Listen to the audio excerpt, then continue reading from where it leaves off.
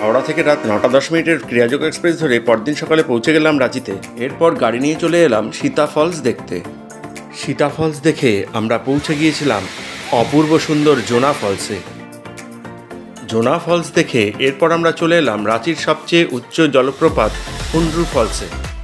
হুন্ড্রু ফলসে কিছুটা সময় কাটিয়ে আমরা চলে এলাম সূর্যাস্ত দেখতে কেটালসুর ড্যামে।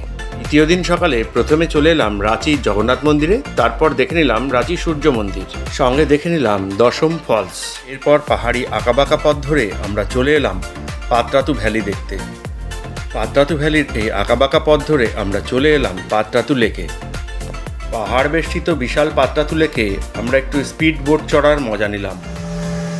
সবশেষে চলে এলাম রাজারাপ্পার ছিন্নমস্তা মায়ের মন্দিরে। এখানে দামোদর এবং ভৈরবী নদী একসঙ্গে মিলিত হয়েছে। হাওড়া ফেরার জন্য রাত 9:50 ক্রিয়াযোগ এক্সপ্রেস ধরে এলাম।